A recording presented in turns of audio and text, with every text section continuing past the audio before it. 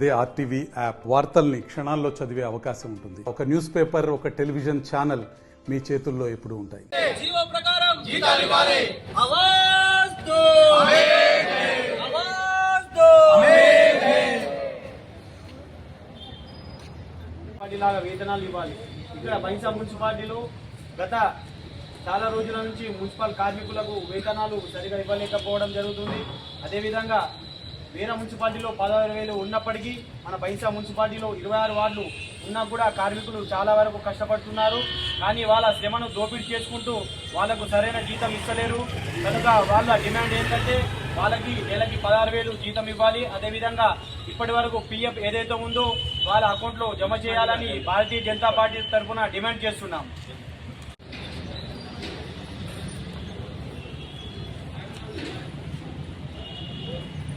ఏదైతే కార్మికులు సమ్మె చేస్తున్నారో ఆ సమ్మెను సంబంధించి విషయాలు కొన్ని మాట్లాడదలుచుకున్నా. ఏదైతే కార్మికులు జీవో ప్రకారం వాళ్లకు వేతనాలు ఇవ్వాలని పోరాటం చేస్తున్నారో ఆ పోరాటంలో వాళ్ళ యొక్క న్యాయం ఉంది. ఎందుకంటే వాళ్ళు రాత్రి అనక పగలనక ఎప్పుడు పడితే అప్పుడు బైంసాను పరిశుభ్రంగా ఉంచడానికి వాళ్ళు సహాయశక్తుల కృషి చేస్తున్నారు. కాబట్టి వాళ్ళను మనం ఎప్పుడు సహాయ సహకారాలు చేయాలా. అదేవిధంగా ఏదైతే వాళ్ళకు పిఎఫ్ డబ్బులు ఉన్నాయో గత 10-15 సంవత్సరాల నుంచి వాళ్ళ పిఎఫ్ డబ్బులు పడతలేవు. ఇలా పిఎఫ్ డబ్బులు అదేవిధంగా జియో ప్రకారం వేతనాలు ఇవ్వాలని ఫస్ట్ భారతీయ జనతా పార్టీ మాత్రమే పైసలు మాట్లాడడం జరిగింది. మీ అందరూ గుర్తించిన విషయం.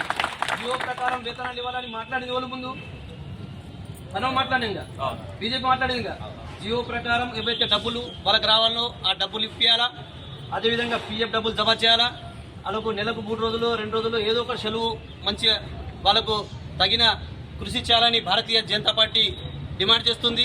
అదేవిధంగా ఏదైతే వీళ్ళ దగ్గర నుండి కొందరు మా జీతాలు పెంచుతామని డబ్బులు వసూలు చేయడం జరిగింది, వారిపై కూడా చర్యలు తీసుకోవాలని భారతీయ జనతా పార్టీ డిమాండ్ చేస్తుంది. ఏదైతే హెల్త్ వర్కర్లకు అందరికీ హెల్త్ ఇన్స్పెక్టర్ పెద్ద అనే మరిన్ని వీడియోస్ కోసం ఛానల్ ని సబ్స్క్రైబ్ చేయండి. లేటెస్ట్ అప్డేట్స్ కోసం వాట్సాప్ ఛానల్ ని ఫాలో చేయండి.